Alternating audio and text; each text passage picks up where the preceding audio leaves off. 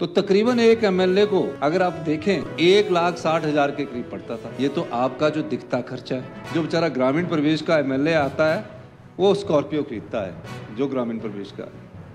उसके बाद क्या होगा कि उसने लोन उठा लिया और हमारा जो इंटरेस्ट रेट है उसका माया जाल नहीं वो समझ पाता। वो सोचता है कि ये तो 4% इंटरेस्ट है, वो अपना लोन उठा लेता है और 40,000 उसकी किस्त बनती है और बीच में किस्त टूटती जाती है और रेट ऑफ इंटरेस्ट उसका इंक्रीज हो जाता है। ये कट गया। मैं बोला एनपीए तो अभी आने वालों के लिए कटा है, आपके साथ कितनी है? तो कोई बोले 3,35,000, 3,25,000 इनकम टैक्स दे रहे हैं। मैंने उनसे अनुरोध किया कि आप बिजली की सब्सिडी आपने छोड़ी है, वो भी आपके खर्चे में जुड़ेगा। तो तकरीबन एक एमएलए को अगर आप देखें तो 1,60,000 के करीब पड़ता था। ये तो आपका जो दिखता खर्चा है, जो हिडन एक्सपेंडिचर है उसको आपने कैलकुलेट नहीं किया।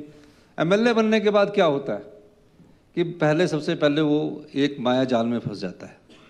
माया जाल विधानसभा सेक्रेटेरिएट का ऐसा कि आपको 50 लाख की गाड़ी का लोन मिलेगा। वो छोटी गाड़ी नहीं सोचता, वो सोचता है कि मेरे साथ 5-7 लोग और बैठ जाएं तो वो स्कॉर्पियो खरीदेगा या इनोवा खरीदेगा। और फॉर्चून वाले वो तो थोड़े जिनके अपने व्यापार है वो खरीदते हैं।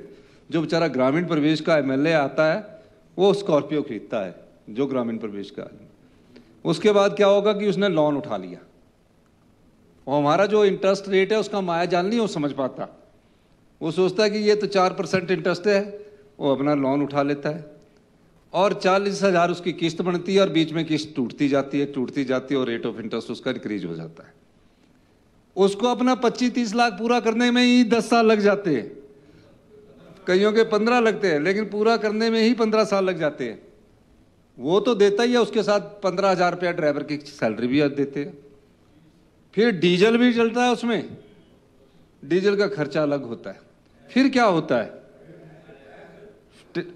होता है मैं ये व्यथा इसलिए सुना। फिर क्या होता है, फिर ऐसी हमारे पास लोग होते हैं जो संपदा का दोहन करते हैं। वो हमारे साथी बन जाते हैं, कुर्सी इस तरफ हो चाहे कुर्सी उस तरफ। 5-7 विधायक उनके साथ दोस्त हो जाते हैं, वो उनके खर्चे की पूर्ति करने लग जाते हैं और खर्चों की पूर्ति के साथ वो उनके खिलाफ आवाज नहीं उठा पाते हैं। उठाते हैं तो दबी सी आवाज होती है। पैसा संपदा हमारी है, उस तरफ से ले रहे हैं या सही तरीके से ले रहे हैं, ये एक बात सोचने की है। और हमने उस दृष्टि को सोचा। अगर वो विधायक दूसरी बार जूत के ना आए और 10 साल घर में बैठा रहे तो कईयों के जो आप मेरे पास कई अभी केसेस आए, विधायक है पूर्व, एक बार जीता, जमीन खरीद ली, सोचा कि मैं अगली बार भी विधायक बनूंगा, जनता ने उसे नहीं जिताया और उसकी कुड़की के समन तक आ जाते हैं। विधायक का मतलब ये नहीं है, विधायक जनता का एक नुमाइंदा होता है जो अपनी नैतिकता और पारदर्शिता से सेवा करना चाहता है। जब उसकी मजबूरी हो जाती है तब राजनीतिक संरक्षण प्राप्त लोग जो बिजनेस करते हैं वो उनकी मजबूरी का फायदा उठाते हैं।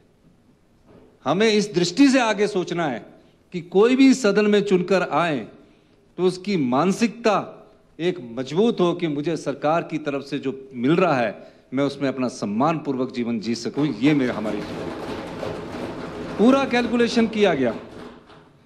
और ये मैं कहना इसलिए भी चाहता था कि विधायक एक राजनीतिक व्यक्ति नहीं है, वो एक राजनीतिक संरक्षक भी है और सेवक भी है उस विधानसभा क्षेत्र का। अब क्या कंपटीशन आ गया कि कई लोगों ने हिमाचल की संपदा में अथाह लूट मचाई।